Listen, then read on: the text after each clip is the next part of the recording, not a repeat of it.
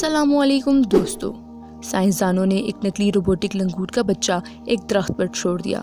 एक लंगूरनी उसके करीब आ गई। हमारे चैनल में एक बार फिर से खुश आमदीद नाजरीन।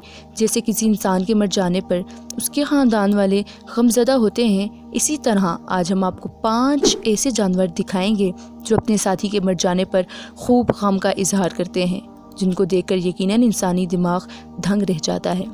तो आइए शुरू करते हैं। अंटार्कटिका में रहने वाले पेंगुइन्स को सख्त मौसम का सामना करना पड़ता है। यहाँ का टेम्परेचर -40 डिग्री सेंटीग्रेड तक रहता है और हवा की रफ्तार 40 मीटर पर सेकंड होती है। इस सख्त मौसम में पेंगुइन्स के पर उनको गर्म रखने का काम करते हैं। ये पेंगुइन्स ग्रुप्स में रहते हैं ताकि एक दूसरे की गर्मी से इनको ज़्यादा सर्दी ना लगे। लेकिन ग्रुप्स में जो पेंगुइन सबसे बीच में होता है वो तो खासा गर्म रहता है, और जो किनारों पर रहते हैं उनको काफ़ी ठंड का सामना करना पड़ता है। इस मसले के हल के लिए और सबको बराबर गर्मी देने के लिए पेंगुइन अपनी पोजीशन बदलती रहती है, यानी किनारों वाली पेंगुइन्स को भी बीच में आने का मौका मिलता है। लेकिन इस सारे झुंड में पेंगुइन के बच्चे को काफ़ी मुश्किलात का सामना करना पड़ता है। बहुत सारे पेंगुइन्स के बच्चे इसमें मारे भी जाते हैं। इनके मरने की वजह ना सिर्फ सर्दी बल्कि कुछ बड़े पेंगुइन्स हैं जिनके पाँव के नीचे आकर ये बच्चे मारे जाते हैं। पेंगुइन का एक बच्चा बर्फ़ के तूफ़ान के दौरान मर गया था। जब इसकी माँ को पता चला तो पहले इसने अपने बच्चे को उठाने की कोशिश की और नाकाम होने पर रोना शुरू हो गई। इसी दौरान एक दूसरी फीमेल पेंगुइन आई और अपनी दोस्त के साथ दुख बांटने लगी। बंदरों की ये किस्म ज़्यादातर इंडिया में पाई जाती है। ये बंदर अपने साथी की मौत पर ऐसे ही रिएक्ट करते हैं जैसे इंसान करते हैं। ये देखने के लिए साइंसदानों ने एक हूबहू मंकी रोबोट तैयार किया। उसकी आंखों के अंदर कैमरा फिट था। इस नकली लंगूर के बच्चे को एक दरख्त पर रख दिया गया। जब एक लंगूरनी इसके करीब आई और उसको उठाने की कोशिश की तो वो बच्चा इसके हाथों से नीचे गिर गया। लंगूरनी को फ़ौरन ऐसा महसूस हुआ कि शायद इसकी गलती की वजह से ये बच्चा मर गया है। वो फ़ौरन नीचे उतरी और इस नकली बच्चे को अपने गले से लगा लिया। साथ ही साथ दूसरे लंगूर भी आसपास जमा होना शुरू हो गए। बाकी लंगूर एक दूसरे से गले मिलने लगे, जैसे एक दूसरे का दुख बांट रहे हों। ये देखने के बाद ये साबित हुआ कि लंगूर अपने साथी के मरने पर करीब करीब ऐसा ही बिहेव करते हैं जैसा कि इंसान। पायलट व्हेल्स का दिमाग इंसान के दिमाग से 2 गुना ज़्यादा बड़ा होता है। इसी वजह से पायलट व्हेल्स में काफ़ी कुदरती ज़हनी काबिलियतें पाई जाती हैं।